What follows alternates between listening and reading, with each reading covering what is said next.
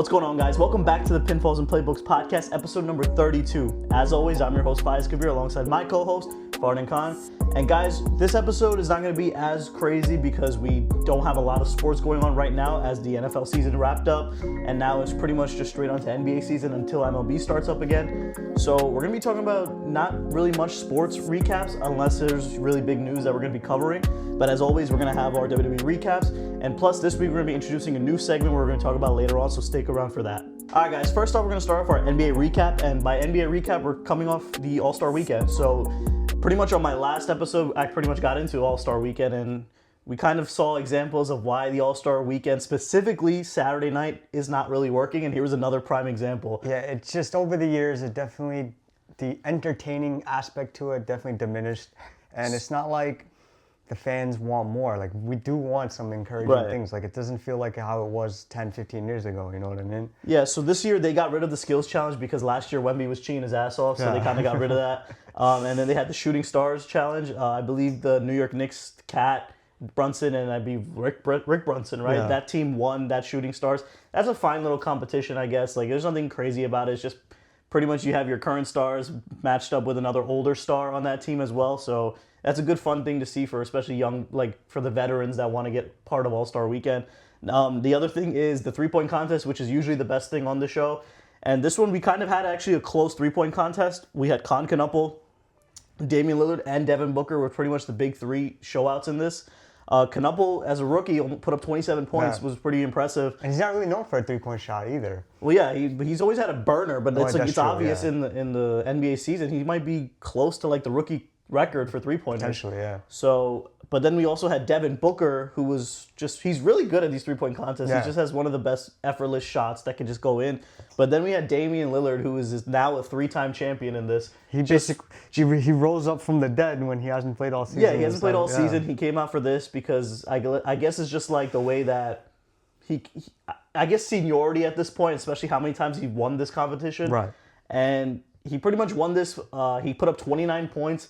Booker had a chance to actually win it. He had 27 points going into the last three balls. He missed all last three money roll balls. So Booker kind of choked that point, and Lillard ended up picking up the W. So after this, I believe that Stephen Curry now wants to get back into the three-point contest, and he wants to get like a massive lineup in this. I mean, he could put, if he's in it, it's going to be a massive lineup. Exactly. He wants to get Klay Thompson in it. Right. Damian Lillard could potentially He'll come back. And next year, it's in Phoenix, so we're definitely going to see Devin Booker back. So that's the thing. Like, I think that's Steph Curry's play at this point, where trying to get more people involved in the All-Star Weekend. He wants to make a massive three-point contest with probably all the best shooters in the league. And if Steph Curry's recruiting them to do it, they're going to do it. I'm sure he's noticed the level of competition and the level of interest in All-Star Saturday night over the years. Right. Like I said, it diminished. And he's probably going to be like, all right, if I'm back, then a lot of people are going to come back because everybody loves Steph. Exactly. And then the last thing we had was the dunk contest. So this dunk contest was pretty much one of the worst dunk contests. We had Jackson Hayes doing just basically a one-handed dunk. It was nothing. Jace Richardson ended up falling on his head. That was a big part of the show. Made Daddy not proud. Yeah, and then we had, I believe, the Spurs player. He had some impressive dunks too, but I guess Keyshawn Johnson from the Miami Heat, he ended up winning this. He had some cool dunks, but like none of this was really that jumped out to you or impressive at this point. And it's obvious that the entire NBA and pretty much all these stars. Yeah, there was a video. Yeah, there was a video of I believe Giannis in the background when Jackson Hayes did his one-handed under the leg windmill dunk. Yeah. Now I was like, come on, we could do this in the game, you know what I'm saying? Right, and the thing is, like, it's funny because Jackson Hayes, in game, he had better dunks versus what he did at the dunk contest, which made no sense. But it's obvious that this dunk contest is pretty much like no one's really watching this anymore, and they're trying to over it. Next year, I want to see Zion Williamson in the dunk contest. I want to see John Morant in the dunk contest. Right. I want to see Mac McClung come back. Well, he was going to be in it this year. He probably would have won it anyway. He probably would have won it either way. So there's a lot of people that in the NBA right now definitely could be back. Yeah, but it's so funny because now if you do the dunk contest, you're not cool. Yeah. And that's why players are not doing it anymore. So you have to throw money at them to do it. Yeah, they need to throw some incentive in for sure. Yeah. But I just feel like the star power just needs to be there. Like when you have these no names, it's just not going to draw the same. That's interest. the thing, because like now NBA players, they're not going to do it because like it's all these bunch of no names, and they're not going to want to dunk against like I said, names. If Steph Curry's trying to do the 3-point contest, there's got to be somebody that's going to step up and be like, yo, come do the dunk contest. We could definitely show up. Go back to the old format. You know, it'll definitely bring in that boost and that thing that All-Star Weekend definitely needs. You know what I mean? Right, and then that leads into pretty much Sunday, the All-Star game itself. Yeah, so this year it was actually a different style. We had 3 teams: Team Stripes, Team World, and Team Stars. I know last week we talked about Team World and how stacked the lineup was. Like you had Luka Doncic, you had Nikola Jokic, you had SGA, you had Giannis. The list goes on. But what's crazy is Team World, they didn't win a single game against this competition. So basically how this was set was you had Team Stripes, Team World, and Team Stars play against each other in a 1v1 tournament-style knockout. Right. Eventually, this led to Team Stripes and Team Stars being in the final round. And each team had their own core of young players that definitely showed out. We saw big games from, I believe, Tyrese Maxey had a big game. Cade Cunningham played really well. But the biggest story in this was Kawhi Leonard. He plays like Kawhi. When he plays like Kawhi Leonard, he's definitely one of the best players in the league. And I know that about Kawhi. And the thing is, I've always known that about Kawhi Leonard. I know when he's on, he is on. And it was obvious in this when he dropped 31 in one game. And then I believe in the second matchup, it was a very close game. And then Team Stripes, they won because De'Aaron Fox had a game-winning three-pointer to send it to the finals. Yeah. And eventually this just led to Team Stars winning the tournament. Anthony Edwards, he won the All-Star Game MVP. And this was actually a fun idea that the NBA formulated for this to happen. You had 2 different teams representing the USA, and then you had the world team, which a lot of people, they wanted that because the international pool over the years, it definitely skyrocketed. Well, and the world team, SGA didn't even play, and Giannis didn't even play. So if you have these players playing, it'll definitely be a little bit more interesting. But I feel like it was entertaining. A lot of people didn't feel like that, but overall, it was just a pretty good overall competition from the Stars. I think that this is going to last maybe another year. They can probably do it, but after that's going to get boring. And that's the thing.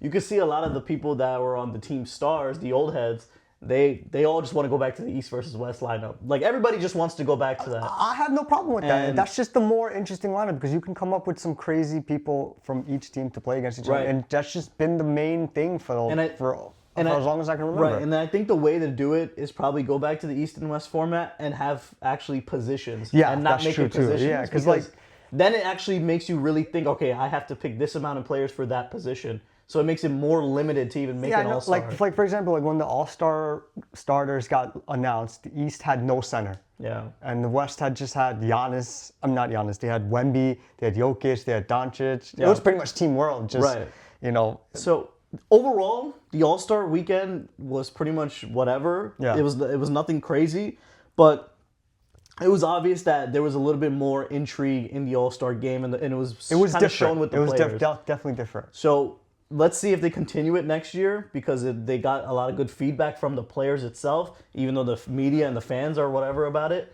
But at the end of the day, they're going to be the ones that pretty much make the final choices as Adam Silver. Right. But that wraps up the NBA pretty much All-Star weekend, which goes into now the end of the regular season where we're going to have a lot of questions going into this. And Farhan, I'll let you talk about some few things that you're looking forward to going towards the end of the season. Yeah, so as a Celtics fan, I get asked a lot. He's like, yo, when is Tatum coming back? I had no idea, to be honest. I've heard rumors swirling that he's going to be back on March 1st, which I think is a stupid idea.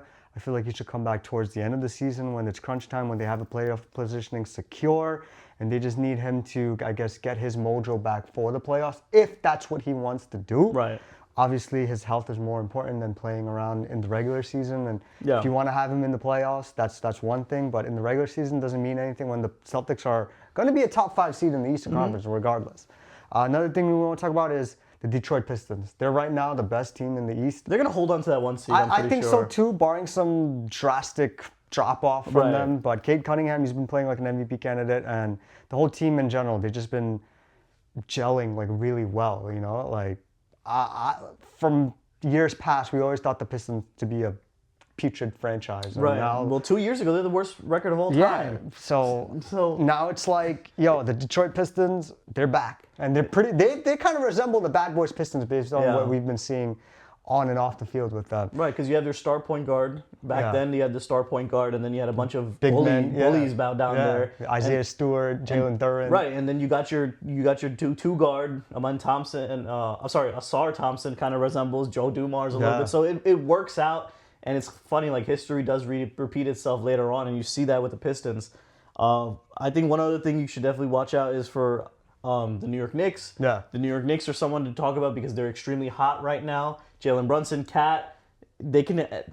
It's obvious that now New York decided they're not going to go on the Giannis sweepstakes. Thank God they did it. So they didn't go that sweepstakes. That means they're pretty much all in on their team right now. And they got to make the late push to pretty much jump them up. I know we have the Pistons at the 1, and then we don't know the health of Tatum, but this is the Knicks' season to win the East as it stands right now. Yeah. Because, like I said, Tatum's out. We don't know the capabilities of the Pistons. Like, I know they pushed the Knicks last year, but this is a totally different team. And there's no Pacers this year. But now we have the Cavs, who have been surging hot, you know? Yeah. Like, the addition of James Harden just kind of expanded their offense, so to speak. I think it changes completely everything in the East. In my opinion, I think the Cavs are going to end up pretty much getting to that final, I think they're going to make the Eastern Conference Finals. Yeah, they just need to get to the Eastern Conference Finals because over the years, they've made it to the second round and they just completely unravel. It depends on where they seed, because if they go against the Knicks or the Pistons in the first 2 rounds. I think, listen, as of right now, if no Tatum, they could take out the Celtics easily. Oh yeah, I'm not without Tatum. I'm not worried about I think the Cavs can handle the Celtics because of Harden leading that team. And they're honestly. also big on the front court. You got Mobley and Jared Allen. Yeah, they've been playing really well. So I think the Cavs, depending on matchup wise, they can easily make the Eastern Conference Finals. They're 5th right now. Yeah, I believe they would face. I don't know the who 4th fourth seed. I don't know who 4th is. Isn't It's Detroit, Boston, New York. Is it Orlando? No, it's definitely not. Philly. No, Philly's 6th. Oh, no, it's Philly. Yeah, it's Philly. It's Philly. They'll take out Philly if Embiid doesn't play. If Embiid plays like MVP Embiid, then that's going to be a matchup to watch. But overall, the Cavs, they can run the table if they have a favorable matchup going into the playoffs. Right. And then you go down to the West side where it's pretty much just the OKC story at this point. They're going to hold on to that 1 seed, I'm pretty sure, especially with SGA coming back after All-Star weekend. I think he'll be back by then. Then you have the other story with the Spurs and Wembanyama where they can always... And they're second too. Right, and they always have a story where they're pretty much have the Thunder's number. Yeah. So let's see how that plays out. You have Luka Doncic and the LeBron James and the Lakers just trying to They just got to be healthy, that's all. They got to be healthy, and they also got to make some noise pretty much wherever the seedings get, because they can also get matched up with, for example, the Denver Nuggets and get knocked out. And they always get knocked out by the Nuggets. So it all depends on seeding for them, especially with the Nuggets, with Jokic coming back now from All-Star Weekend, getting some break. I think he'll get back to that MVP level. And then you still have the Houston Rockets lurking around. They still ended up picking up a few W's out there. But in my opinion, the West is pretty much... I think it's going to be OKC or the Spurs, in my opinion. I don't really see anybody else jumping that much ahead of those two teams. I think if the Lakers can get their shit together, they can take out both of them, in my opinion. I could be wrong, but if Luka Doncic has that physical capabilities that he didn't have in that 2024 run, then I don't see why not, because he could take a team to the finals easily. Of course. You know what I mean? And it depends on pretty much how well Austin Rivers plays as well. Austin Reeves plays, because LeBron James is now their 3rd best player. It's just obvious at this point. Yeah. Obviously, LeBron can still put up 20 if he wanted to, but it just depends on exactly how much Austin Reeves can score. And he could score 20, no problem. But at the end of the day, that team goes wherever Luka Doncic takes them. And Luka Doncic just needs to stay healthy as well. But overall, I do see, honestly, it's just the OKC, the Spurs, and maybe the Nuggets if Aaron Gordon comes back healthy and all those guys come back healthy. Exactly, yeah. Those are the only top 3 I see on the West side. And the East side, there's just so many variables still left. And we'll find out pretty much as the regular season plays out. We'll definitely need at least another month to be like, okay, this is what it's going to be, what to expect, how we can, I guess, analyze it and go from there pretty much. Yeah, because... everybody knows, once you come back into from All-Star Weekend, you need at least a few weeks to get back into playoff mode or get ready for playoff mode. And you'll see it with a lot of these teams, who ends up winning a lot of games and who ends up losing a lot of games. And also, don't forget about... I'm sorry, I forgot to mention the East. The Charlotte Hornets are winning a lot of damn games right now, too. But the thing is... And they just got Kobe White. I just saw that they're 10th. They'll definitely make a run to be at least within 6-7. I don't want to be punny, but... I'm actually happy for them because they have some players on the team. Yeah, man. and I think Kobe White running that second unit is pretty crazy to me. Yeah. Kobe White is not a bench player, and him running that bench team, that's literally him And what's facilitating crazy is that they had offense. LaMelo coming off the bench for a few games. Yeah. So maybe they swapped that around. I don't know, man. So that's what I'm saying. The Hornets are pretty interesting as well. I can definitely see them taking out the Magic or something randomly, just like making a run. Imagine they play the Knicks and they take him out. I doubt it, but you That never would be know. crazy. Imagine, man. Oh, LaMelo man. Ball would be like literally the most hated Yo, player in New York. he would be the next. He would probably be more villain than Trae Young at this Yeah, point. because LaMelo Ball is great. I love LaMelo Ball. But that pretty much wraps up the NBA recap, and pretty much we're going to cover it going forward until the NBA Finals and we decide a champion for this year. But pretty much we're going to talk about exactly who ends up winning MVP, who ends up pretty much defining saying that they're the best player in the league, because usually every year it changes. Yeah, I guess the question now has become like, who's going to be the face of the NBA now that Steph, LeBron, KD, they're nearing the end, Yeah. you know what I mean? And you have Anthony Edwards, who doesn't really want it anymore. They're talking about Wemby. Yeah. Obviously, Tyrese Halliburton's still there, Tatum's still there, but as of right now, the young people, I feel like that young one that will get to the NBA championship first is going to solidify it. Yeah. I know last year SGA did it. A lot of people don't look at him as the face as of right now. Right. If he does, well, if He gets another one, then what can you say at that point, right? But that kind of wraps up our NBA recap for this week. All right, guys, now it's time for our wrestling recap for this week, and we'll start straight off with SmackDown, where pretty much Tiffany Stratton started off the show confronting Nia Jax and Lash Legend, and all these girls are just pretty much just trying to make some more feud to the fire towards Elimination Chamber, which ended up leading into what I believe a tag match, right? For the world title. Yeah. And this match was pretty much abysmal. Like it looked like it was a lot of botches, and it just didn't look good. And it sucks because Rhea and Io, they shouldn't be in positions like this. They're so much better than what they're being shown in this division. And honestly, this division is making them look more weak, in my opinion. So I feel like they need to get away from this as soon as possible. They need to drop these tag titles. Well, they're both going to make the Elimination Chamber. They're both going to end up fighting each other somehow, somewhere. Right. And there's going to be something that happens where it starts stirring that pot. You know what I mean? Yeah, so I just honestly think they need to drop those titles before Mania, and then whoever wins it, it's obviously leading to the Bellas winning this title at WrestleMania. That's going to happen. Yeah. Like, no matter what, that's the final destination. The Bellas are getting those titles. I just hope they don't beat Rhea and Io at WrestleMania to get those titles. That's so terrible if that happens. But next up with Carmelo Hayes, he continues to do the U.S. Open Challenge, which is supposed to be Ilya Dragunov, but this ended up being a massive brawl, and we had the MFTs come out, we had Nakamura come out, and it ended up being a 6-man tag. It was a 10-man tag. Oh, 10-man tag, right? Because there was so many more fucking Yeah, it was people. Apollo Crews, Apollo Matt Crews Cardona. made his return, in-ring return.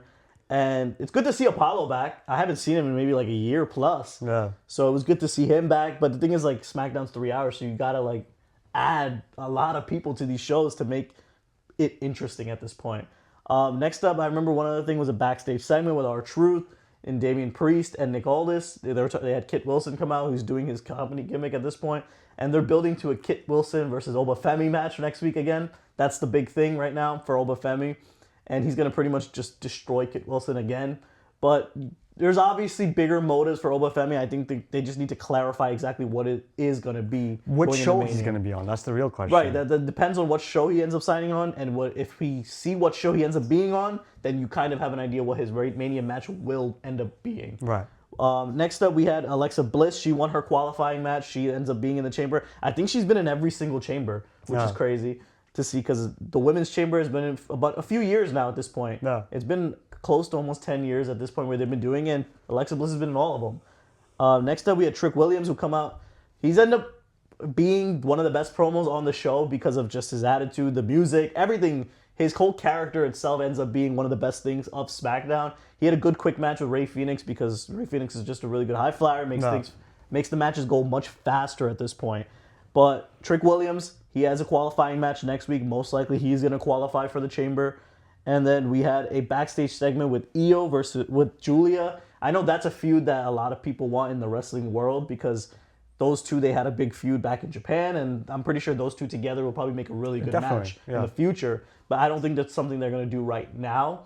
Depending on maybe what Io is doing after Mania, maybe she can end up doing a switch to SmackDown and end up being a new scenery for her. Well, we got to know what they got to do with the tag titles first, because we don't know. We don't even know what the the logic here is as of right now. Yeah, for sure. And then we had Jordynne Grace and Jade Cargill still continuing their fight. I think this is the first time that Jade Cargill's defended her women's championship since winning the title, which is crazy. I think it's been like almost like a few months that she won at WrestlePalooza. Yeah. She hasn't defended it since WrestlePalooza, which is crazy to think about. But she finally defends the title. And we still have no signs of if Bianca Belair is going to come back. No, she's not. So I was going to talk about this. She just went into surgery. Oh. She just went into surgery for her finger. She was trying to let it heal naturally. I guess it didn't work. So it looks like Bianca Belair is going to be out till Mania. So it looks like whoever's winning that women's Elimination Chamber is Jade Cargill's WrestleMania opponent. And I'm pretty sure it's obvious at this point. I think it's going to be Charlotte Flair. I think it's going to be Jade Cargill versus Charlotte Flair. That's the biggest matchup you can make for Jade at this point. That's true. Because in this segment, you had Liv Morgan out again trying to play that factor. But we all know she's not going to pick Jade Cargill. You could also have Rhea Ripley to win it. But obviously... But it depends on the tag titles. Yeah. She's actually sadly stuck with that tag title where she can't face Jade Cargill at WrestleMania. So I think the big match is going to be Charlotte versus Jade because they've been teasing that feud anyway. Yeah. So I think that's the match to go. And then the Elimination Chamber qualifier main event was Cody versus Sami versus Fatu. This was one where a lot of people didn't know who was going to win because it was going to be either Cody or it was going to either be Fatu. A lot of people didn't think Sami was going to win this, but you had Drew McIntyre throughout the show trying to make sure to get Sami Zayn to win the match because he knows that he can beat Sami Zayn no matter what. Yeah. So that's why he was like, you know what, I'm going to help Sami try to win this match. It ended up backfiring, and Cody Rhodes, it was a good match. Cody Rhodes ended up winning and qualifying for the Chamber.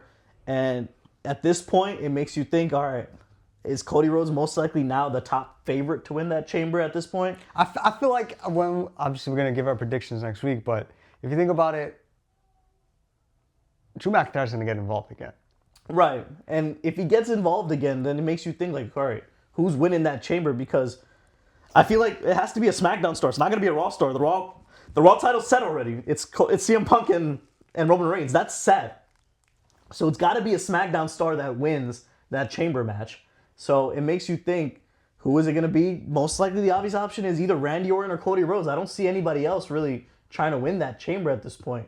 But that kind of wraps up the SmackDown recap. Then we get straight into the Raw recap, where the show kicked off with The Vision coming out trying to do a promo to interrupt the entire show, and that led to the Usos coming out. And then we had LA Knight also come out, and you already know Wrestling 101 where this was leading to. So you had a 6-man tag to start off the show. It was a good, fun little match. We had Logan Paul ended up pretty much making a big impact on this. It looks like he ends up being the de facto leader now of the Vision with Braun Breaker out. So Logan Paul's kind of like the leader right now.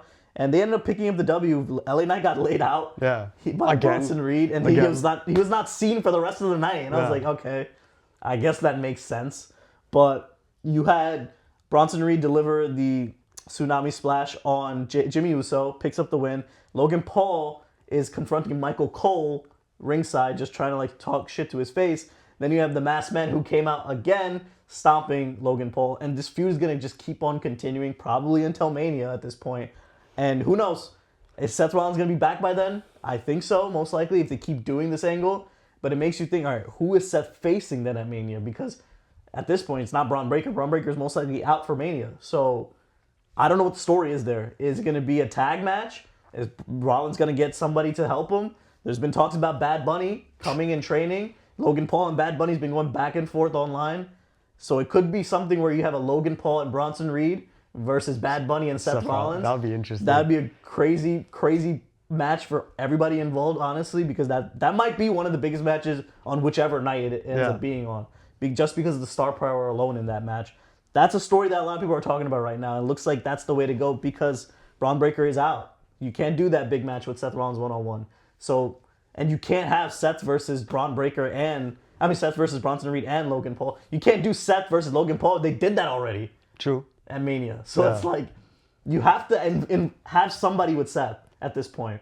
And I'm very curious to see if it's going to be an actual WWE star or it's going to be a celebrity that they bring in because it's Logan Paul. Yeah. So let's see how that plays out.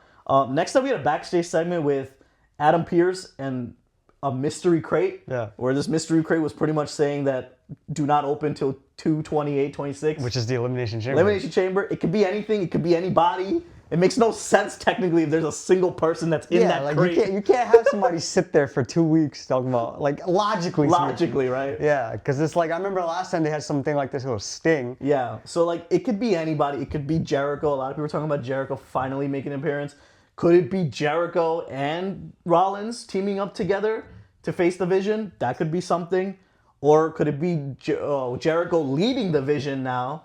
That could be another story as well. There's a lot of things you could do with Jericho if it is Jericho. But I have no idea what else is going to be, though. I mean, I honestly feel you've had those angles where Paul Heyman be on the phone with somebody, and you have Adam Pearce on the phone with somebody. So obviously Adam Pearce is playing like he doesn't know what's in it. He basically at the end of this, he basically said send that crate to SmackDown to let Nick Aldis deal with it.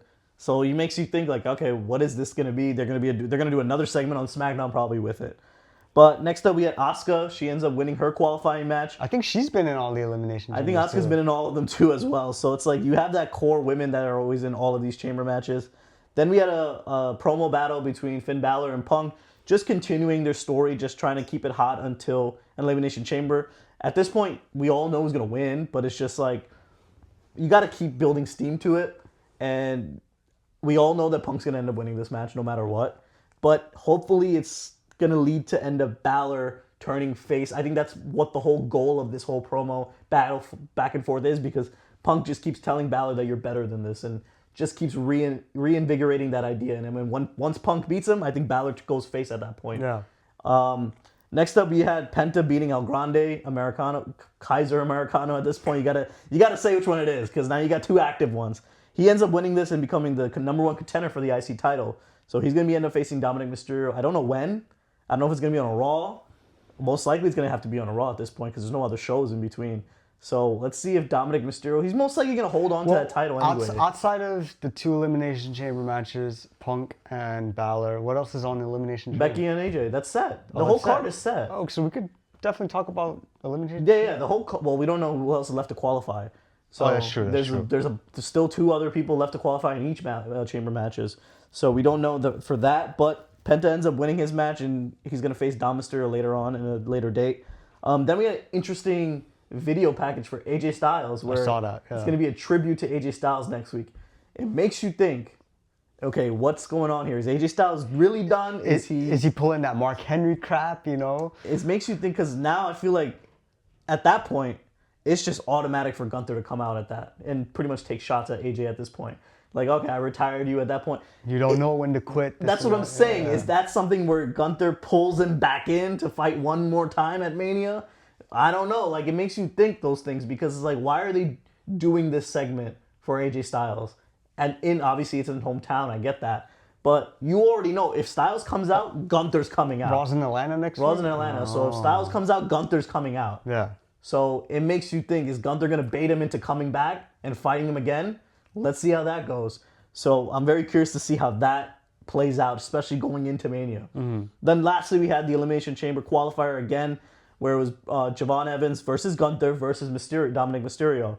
And a lot of people thought, okay, if there's no interference, Gunther's winning this. He should win this. But we ended up having interference where Dragon Lee came out, hit him with a ring bell. Which kind of does make sense as to the video tribute. It makes you think, because, like, now you know the story. Like, Dragon Lee is trying to fight for his man, AJ Styles. And Gunther's going to come out pissed off next week. Hit him with a ring bell. He hit him with a ring bell. Gunther was literally dazed. And you had Javon Evans pretty much hitting the huge big cutter on Dominic Mysterio, picking it up. Now Javon Evans is in the chamber match, which makes it a lot more fun, because I'm very curious to see what the hell he's going to do in that chamber, flying around everywhere. So right now we have Javon Evans, we have Randy Orton, we have Cody Rhodes, we have, who else is there? And then you have, wait, what did you say? LA Knight. LA Knight, it's in. And then one more, right? And then you have Jey Uso next week, most likely going to qualify. Because he's Jey Uso, Bronson Reed. Oh, maybe Bronson Reed could win. Yeah. Well, we have, what, 3 faces? We have Javon. They're all faces right now. Every single person's face right now. So you need to have heels in it. So I can definitely see Bronson Reed going on.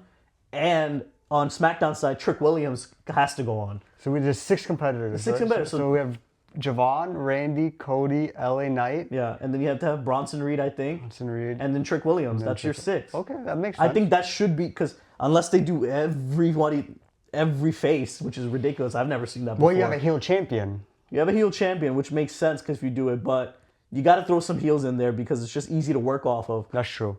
Trick Williams is definitely going to be in it, I think, on SmackDown side. The only one that's up in the air is the Raw one because Jey Uso, I can definitely see him Did they making announce it. the matches? Yeah. Who else is the other? It's Jey Uso, it's Bronson Reed, and I think it's... Is it JD McDonough? No. I think... I forgot his name. What's his name? It's another... I think it's Rey Mysterio. I think it's Rey Mysterio. So he's not winning. Like, Rey Mysterio's not winning. I'm sorry. Like, we know that. But I think it's either Bronson or Jay from the Raw side. And then on SmackDown side, it's going to be Trick Williams. So let's see how that plays out. That kind of is going to be the chamber matches. But at the end of the day, the chamber matches, I think is going to be someone from SmackDown no matter what at this point. Yeah. So, but that kind of is going to be what is leading right into Elimination Chamber. So we have one more week, I believe, right? And then it's Chamber. And after the Chamber should be a big show because it should set up a lot of storylines. Don't forget, Brock Lesnar is on Raw next week. And there is talk of him possibly being in that Chamber match because he might be going, because now the rumored match for WrestleMania is Brock Lesnar versus LA Knight. Yeah. And that is stemming off of LA Knight eliminating him at the Royal Rumble. So I wouldn't be surprised if Brock Lesnar somehow sneaks his way into that final takes spot. out Rey Mysterio. Just takes out whoever the hell he takes out. And I can just see him just pretty much bullying Adam Pearce into a spot. I can definitely see that happening. So if you put Brock Lesnar in that chamber, that just pretty much sets up him and LA Knight probably having another feud going into WrestleMania. So I'm very curious to see what Brock Lesnar is doing on Raw next week. That's going to be a big thing. Yeah. But that kind of wraps up our wrestling recap for this week. All right, guys, now it's time for the end of the show where we're going to be introducing a new segment where we're going to be talking about things that we want to talk about. For example, this week, it could be anything. And this week specifically, we're going to be doing blind rankings where we're going to be talking about usually we're going to do one from sports, one from wrestling always. We'll try to do that every week. And then the third one would be whatever we decide to talk about. Yeah, we'll alternate that. We'll alternate that. Yeah. And then, but that's not only it. We're also going to be starting to incorporate quizzes, anything to do, just pretty much keep it going because as the sports world is lacking, we're going to try to get it up in quizzes and blind rankings and try to make it interesting as much as possible. So we're going to get right into that. All right, Farin. So we're going to be doing our blind rankings. And first up on my blind rankings is going to be a WWE blind ranking. So first up, we're going to be doing WWE Championship runs. Okay. So I'm going to give you I'm going to give you a list of 5 names, and you can pretty much rank them from here. So first up on the list I have is John Cena's 2007 WWE Championship run. That was when he won against Shawn Michaels, yeah? Well, he beat Triple H the year before. Right, so like he had that massive run in 2007 where he was on champion for like about 2-3 years. Yeah. So I'm talking about that run. And then he lost it to Randy Orton, I believe. I believe he lost it to Randy Orton, yeah. That was when he had the pec. Honestly, I'm going to go number 2 on that one because I know that was one of his more infamous runs where he played against more or fought against more like Hall of Fame worthy individuals. So I'm going to say number 2 for now. Okay, and then next up I have is Randy Orton's 2009 run where he was sadistic bastard. Damn. That Randy Orton is an Avengers level threat, and the shit that he did like with Triple H, with John Cena, it was just like ridiculous. I think that was the best heel of my generation. I'm gonna probably, I don't know what you're gonna give me, so I'm gonna be a safe person. I'm gonna say number 3 because I feel like there's something better for that. Next up, we have CM Punk's 2012 run where he was championship for 434 days. Damn. That was a pretty iconic run, and he had like some great promo battles with different people. I'm gonna put that number 1 because number 1. Yeah, because I feel like CM Punk, when he's on his championship mode, there's just so much to it. It's so much enthusiasm. It's so fun. Yeah. Well, this is very interesting because now I have a big one. Okay. Now we have Roman Reigns' 2022 run where he was champion for God knows how long, almost over 1,000 days. Okay, hear me out. He only fought a handful of times, but when he's on television, it's just iconic. Right. But because I'm going to say solely based off his fighting capabilities and how much he actually did fight, I'm going to put that at 4 because of that. Okay. And then I think you did pretty well. And number 5, we have Jinder Mahal's 2017 run. Yeah, that goes for number 5. Especially like when they announced that we had a former WWE champion coming back in the beginning of 2024. And people thought it was Jinder Mahal. I was like, no, this doesn't count. Like, all right, so just to recap your list, you have Randy Orton at number 1 in 2009. You have John Cena from 2007 at number 2. And number 3, you have CM Punk at 2012. And at number 4, Roman Reigns in 2022. And number 5, Jinder Mahal in 2017. I think that's a good list. Obviously, people are going to see the Roman Reigns run, but I just feel like because of how many times he fought, it kind of just makes sense to put him lower on the list. Got it. All right, Farden, for our sports blind ranking, I'm going to be doing NFL. So we're actually going to be doing best quarterbacks of all time. Interesting, okay. So I'm going to give you 5 names, and you can pretty much have to rank them. Number 1, we have is Dan Marino. Dan Marino. He didn't win a ring, but he was probably the best passer of his generation. I'm going to put him at number 3. I just feel like that's just a safe bet. He did lead the Miami Dolphins to a 17-0 record. Obviously, they didn't win the Super Bowl, but he just proved himself worthy of that position. All right. Next up we have on the list is Peyton Manning. The Sheriff. He's probably the best quarterback mind of all time. And like, he doesn't have the athleticism, but he has that pure quarterback mindset. And he did win a few MVPs. He won a Super Bowl. He won 2 Super Bowls actually. So I'm gonna put him at number 2. I feel like he's got the stats. He's got pretty much the whole shebang, that Hall of Fame caliber player that he was. All right, and then next up we have is Patrick Mahomes. Oh, shit. Patrick Mahomes is probably the best athlete of a quarterback, in my opinion, of all time. Like, he just has the arm strength, he has the escapability, he has the IQ, he has the Super Bowl rings to match. He's just got to get the stats. I definitely can't put him below Dan Marino, so I'm going to have to throw him at 1. Obviously, the main culprit that'll be above him would be either Joe Montana or Tom Brady, but I don't know what you're gonna give me here. Next up, we have is Tom Brady. Gotta go 4. There's nothing more to be said. He's the GOAT. And then at number 5, we have is Lamar Jackson. Okay, that makes more sense. He doesn't have the rings. I would have done it where it would have been Brady, Mahomes, Manning, Jackson, Marino. If you had to redo it. If I had to redo it, because Lamar Jackson, he's got more MVPs than Dan Marino. Yeah. And he's just a better overall athlete than Dan Marino, in my opinion. Dan Marino just had the better passing attributes than Lamar Jackson. I agree. All right, fine. For our last blind ranking, we're going to pretty much be doing Marvel movies. And you and me are both obviously big Marvel fans, and we've probably seen every single Marvel movie that ever came out. So I'm going to give you a list of 5 Marvel movies for you to rank. Number 1, we got Captain America Civil War.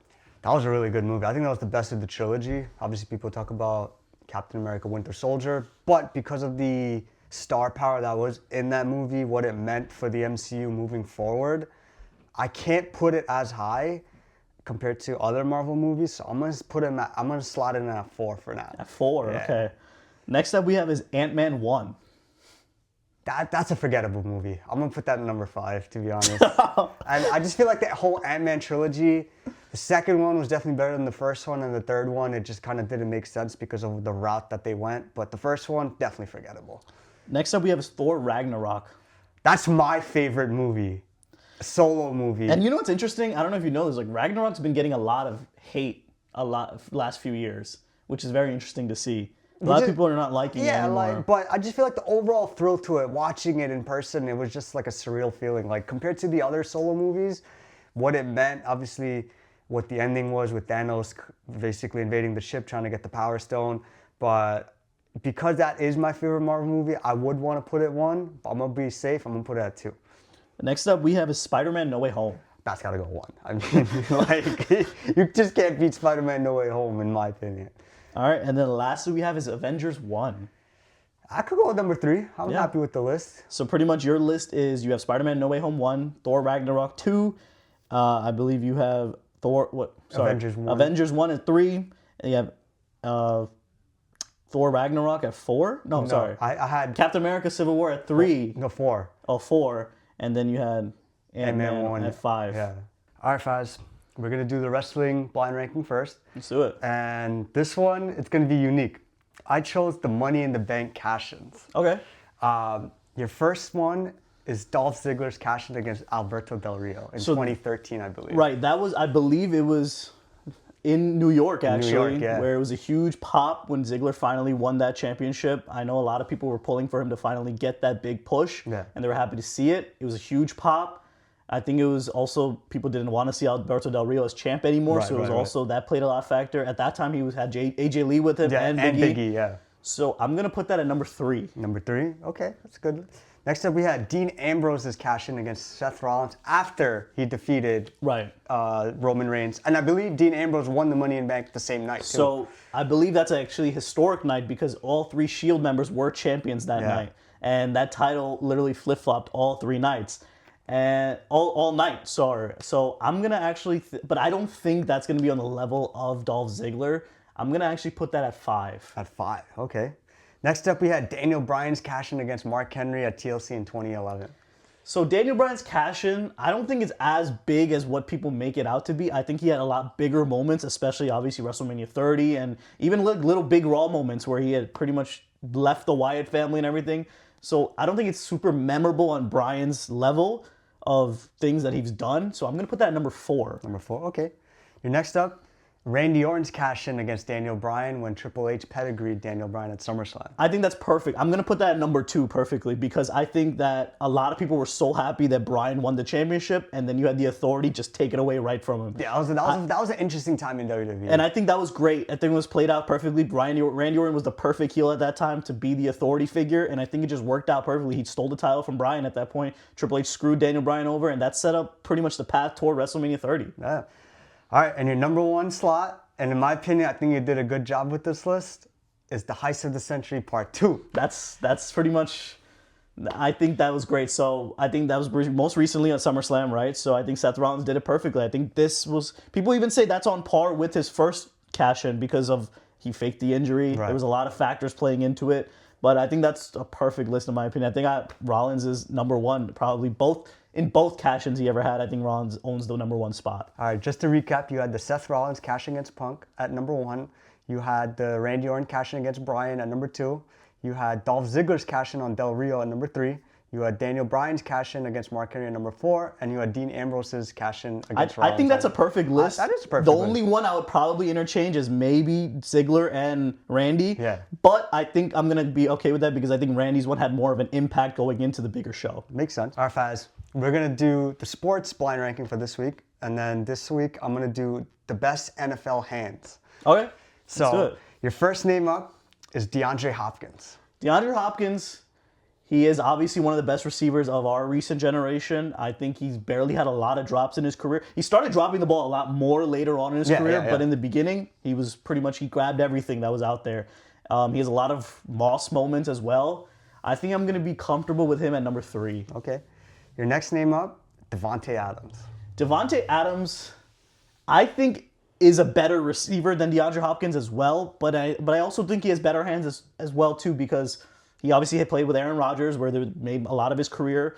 He barely had any drops as well throughout his career. Like again, a lot of these old receivers, they get older, they start dropping the ball a lot more. But I think based on his history, I'm going to go with Davante Adams at number 2. Okay. Your next name up, Odell Beckham Jr. Odell Beckham Jr., I think, has overrated hands, in my opinion. Interesting. And the only reason why I'm saying is that because he has a lot of, obviously, one-handed grabs and everything like that. But there's been a lot of times where I can visibly remember Odell Beckham's balls going right through his hands. True. And I think, honestly, based on his career, I know we're going based off of hands and not actually the receiver itself. I think I'm comfortable putting him at number 4. Number 4, okay. Your next name up is a man that never really dropped the balls, Larry Fitzgerald. Larry Fitzgerald is number 1 in my opinion, no question about it. I think he is probably the most underrated receiver of all time. And I think if he had a better quarterback in his careers, I think he would have been a multiple-time Super Bowl champion. He deserves to be a multiple Super Bowl champion. But Larry never dropped the ball, honestly. Exactly. And I think he's perfect at number 1. All right, so just to recap, you had Larry Legend at 1, Davante Adams at 2, DeAndre Hopkins at 3, OBJ at 4, and you left the number 5 slot for Calvin Johnson. Oh my God.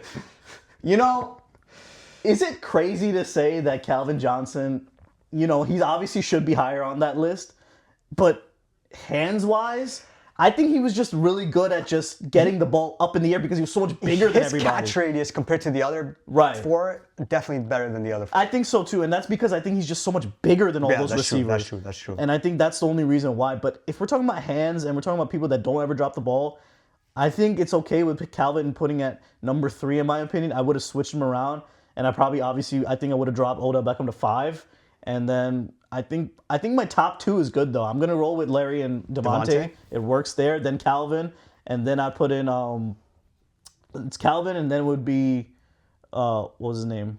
Who would be after that? It would be Larry, Devontae, Calvin, DeAndre, and OBJ. Okay, I think that would have done. All right, Faz. Since we did my Marvel movie, now it's your turn. Yeah, let's do it. So the first movie I got for you from Marvel is Deadpool and Wolverine. Deadpool and Wolverine was great. I had a great time watching it in the theaters. It was a good experience. But after a second rewatch, it's okay.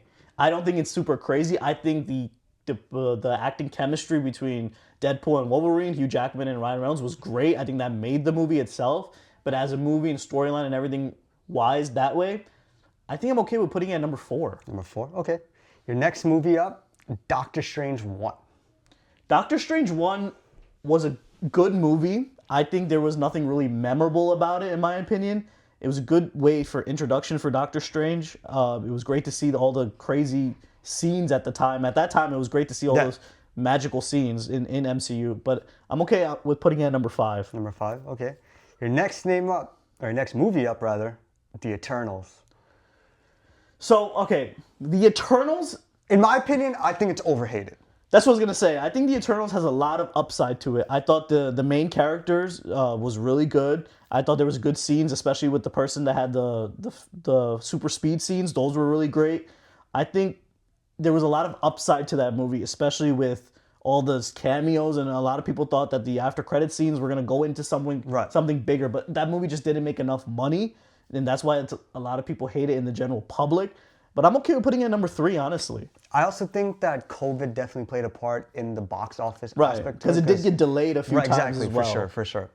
All right, your next movie up, Black Panther 2, Wakanda Forever.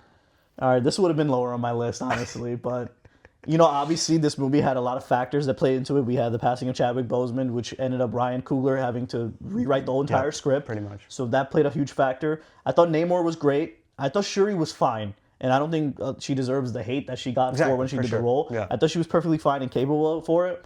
I have to put her at number 2, but honestly, I would have changed the list around. All right, so you had Black Panther, Wakanda Forever at 2, The Eternals at 3, Deadpool and Wolverine at 4, Doctor Strange at 5, and I think you did a good job because your number 1 movie, Shang-Chi and the Legend of the Ten Rings. Shang-Chi and the Legend of the Ten Rings is one of my favorite movies out of that phase. I think it's a certainly rewatchable movie.